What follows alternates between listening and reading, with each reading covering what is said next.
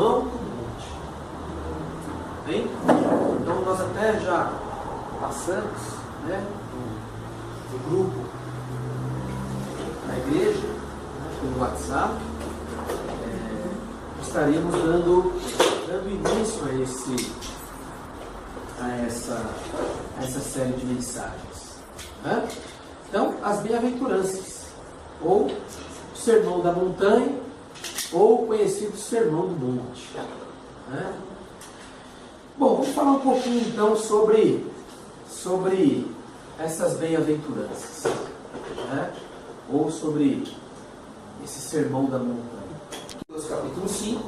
O Sermão do Monte não é só as bem-aventuranças. Tem muitos que acham que termina aqui no versículo 12, mas ele é longo. Vamos folhear um pouquinho comigo? Vamos acompanhar? Ó, ele começa no capítulo 5, tá? Ele vai para o capítulo 6, que é onde o Senhor Jesus vai ensinar a famosa oração do Pai Nosso, tá? Ou oração dominical, que nós vamos falar sobre ela também, tá? E ele vai até o final do capítulo 7.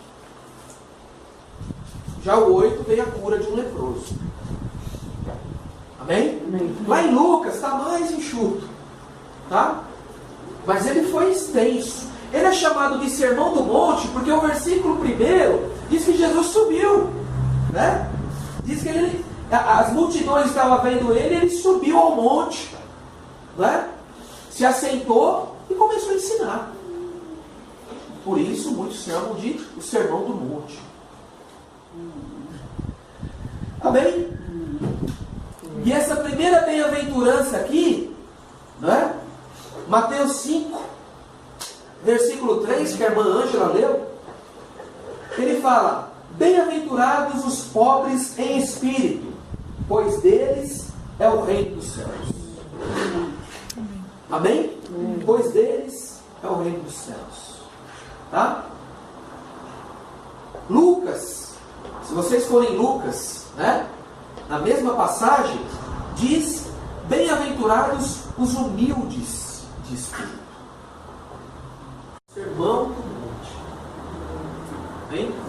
Então nós até já passamos, né, no grupo da igreja, pelo WhatsApp. Estaremos dando início a essa série de mensagens, né? Então, as bem-aventuranças, ou o Sermão da Montanha, ou o conhecido Sermão do Monte, né? Bom, vamos falar um pouquinho então sobre essas bem-aventuranças, né? Ou sobre esse Sermão da Montanha. Capítulo 5. O Sermão do Monte não é só as bem-aventuranças. Tem muitos que acham que termina aqui no versículo 12, mas ele é longo. Vamos folhear um pouquinho comigo? Vamos acompanhar? Ó, ele começa no capítulo 5, tá? Ele vai para o capítulo 6, que é onde o Senhor Jesus vai ensinar a famosa oração do Pai Nosso, tá? Ou oração dominical, que nós vamos falar sobre ela também, tá? E ele vai até o final do capítulo 7. Já o 8 veio a cura de um leproso. Amém? Amém. Lá em Lucas está mais enxuto, tá? Mas ele foi extenso. Ele é chamado de Sermão do Monte porque o versículo 1 diz que Jesus subiu, né? Diz que as multidões estavam vendo ele subiu ao monte, né? Se assentou e começou a ensinar. Por isso muitos chamam de o Sermão do Monte. Amém? E essa primeira bem-aventurança aqui, né? Mateus 5, versículo 3, que a irmã Ângela leu, ele fala: bem-aventurados os pobres em espírito, pois deles é o reino dos céus. Amém?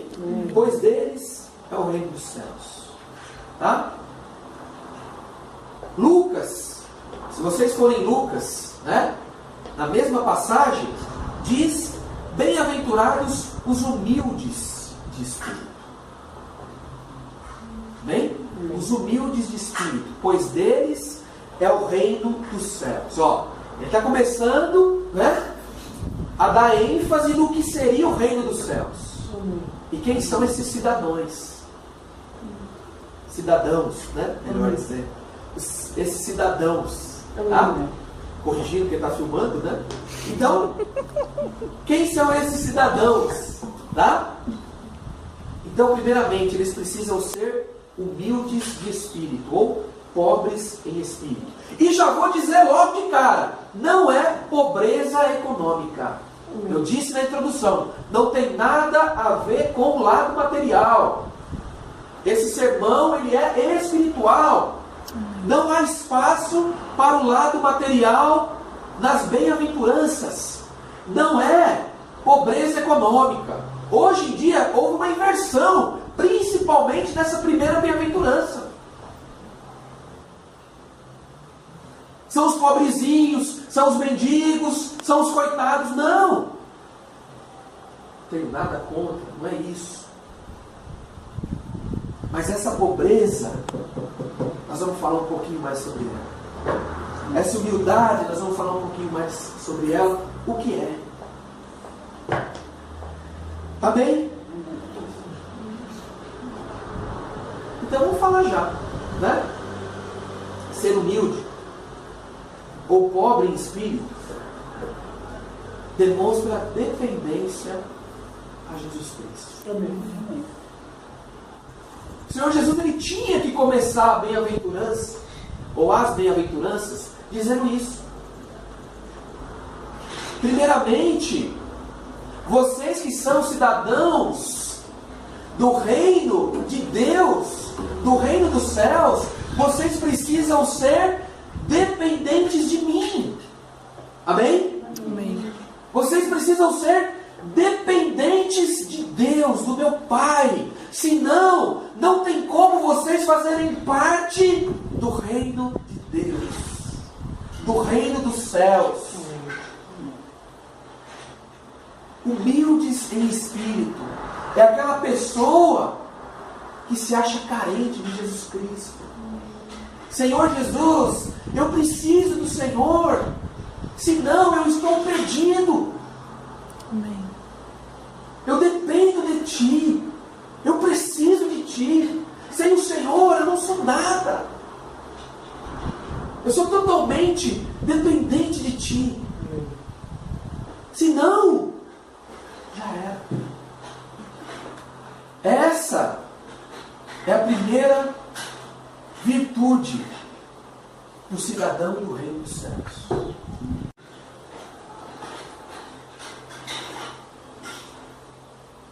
Torna a dizer, não tem nada a ver com o lado financeiro, porque tem muito pobre que é arrogante. Eu conheço muito pobre que é arrogante.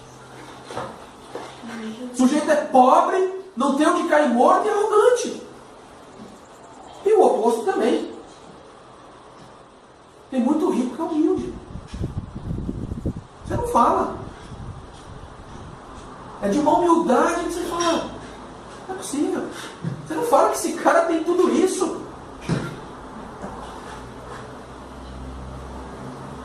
As coisas do reino de Deus são diferentes. São diferentes. Quando ele fala sobre pobres em espírito, eu preciso ter consciência do meu vazio espiritual. Amém? Amém. Eu preciso ter consciência disso. Senhor, só o Senhor é quem me preenche. Sem o Senhor, a minha vida é vazia, é oca, é vã. Esse é o pobre em espírito. O que ele faz? Ele se agarra ao Senhor. Ele vai em busca do Senhor. Ele quer se encher de Cristo. É assim que funciona. Esse é o pobre em espírito.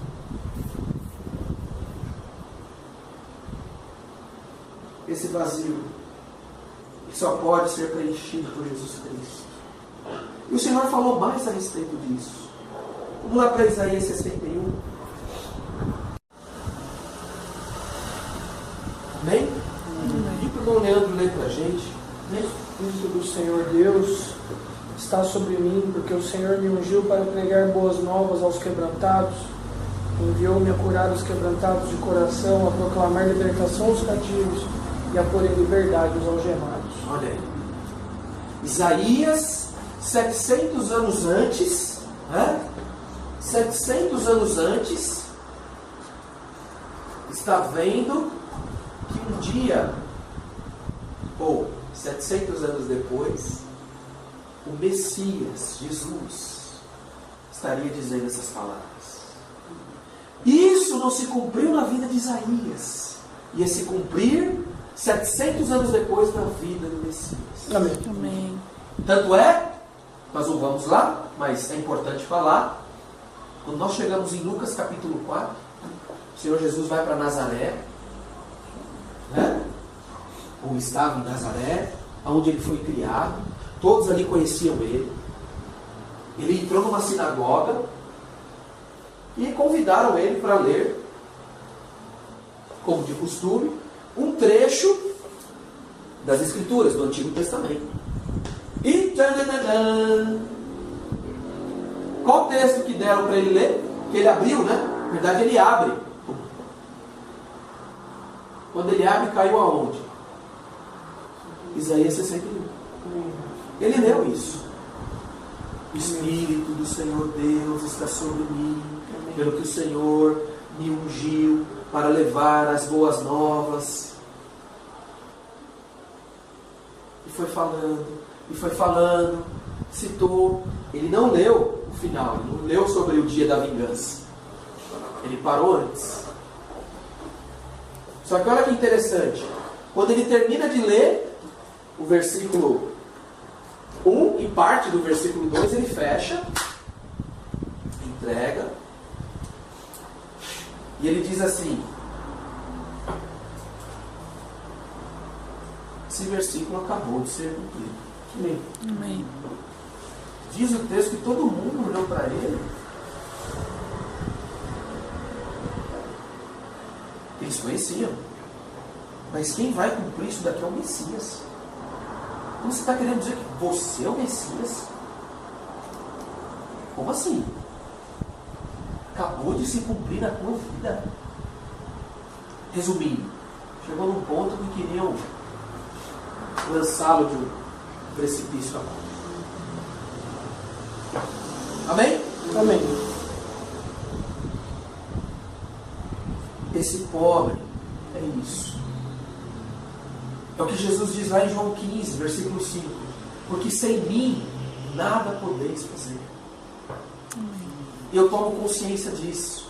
Senhor, realmente, sem o Senhor, minha vida está perdida, o meu lar está perdido, minha família está perdida, minha empresa está perdida, a igreja está perdida. Eu dependo totalmente de Ti. Amém. Bom, sei que o bom Leandro gosta do grego, né? Bom. Então eu fui pesquisar um pouquinho sobre essa palavra humilde no grego. Qual que é o sentido dessa palavra? No texto original, na língua original que foi escrito no Novo Testamento. Essa palavra humilde, a raiz dela é uma raiz que significa eu me abaixar ou eu me encurvar. Amém. Eu me encolher. Ela tem esse sentido. Aqueles que se humilham, Amém. aqueles que se abaixam, aqueles que se dobram, aqueles que se encolhem. Esses são os bem-aventurados. Não tem espaço para os arrogantes, para os soberbos no reino de Deus. Não tem. Para autossuficientes, para o se achar. Não tem. Bem-aventurados esses que se dobram, que se abaixam, que se encolhem, que se humilham, que são pobres em espírito, humildes em espírito. Uma outra característica que a gente pode aplicar, o que é ser humilde em espírito nessa bem-aventurança, é uma falência espiritual. Amém. Tem a falência empresarial, né? O empresário chega e fala, ó,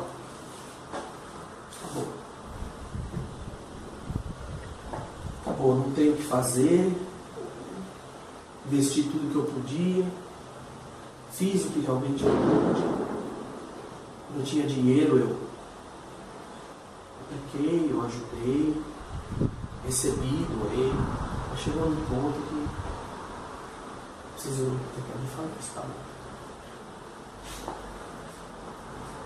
Esse humilde em espírito também é uma falência espiritual. Aquele ponto que eu chego e falo, eu me rendo. Amém? Amém. Deus, Ele não é. Deve ser o centro da nossa oração. Ele falou, uma igreja que se achava fraca, carente, com pouca força. Ela era forte, mas ela se achava fraca. Olha que interessante. Era uma igreja forte. Foi a única que não recebeu. Esmirna também, né? Mas vamos pegar ela. Ela não recebeu repreensão do Senhor Jesus. As outras receberam. Ela não. Todas as outras, o Senhor Jesus apontava uma qualidade, mas dava um puxãozinho de orelha. Com Filadélfia, não.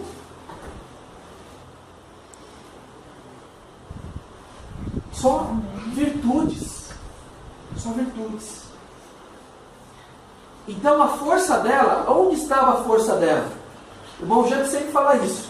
A força dela estava em se achar fraca. Aonde está a minha força? Eu me achar fraco, dependente do Senhor. Aí Ele me torna forte. Amém? Amém. Aonde está a nossa força? Em nos acharmos fracos. Aí o Senhor nos torna fortes. Vamos para Apocalipse 3:8. Uma porta aberta. Olha aí. Que ninguém, presta atenção, que ninguém pode fechar. Que ninguém pode fechar. Sei que você tem pouca força, mas guardaste a minha palavra e não negaste meu nome. Olha aqui. Está vendo? Sei que tens pouca força. Pobres em espírito. Amém. Amém? Amém. O ponto é, a partir do momento que eu não me enquadro mais, que eu não me vejo mais como um pobre em espírito, para que eu vou precisar de Jesus? Eu posso fazer sozinho. Eu consigo fazer sozinho. Eu acho que eu tenho força para fazer sozinho. Até o momento que eu quebrar a cara. Aí eu volto. Infelizmente é assim. Amém, irmãos? Amém. Quero finalizar deixando uma breve, também breve conclusão para vocês. E a conclusão é a seguinte: torno a dizer, no reino de Deus não há lugar para os soberbos e arrogantes. Há lugar sim para os humildes em espírito.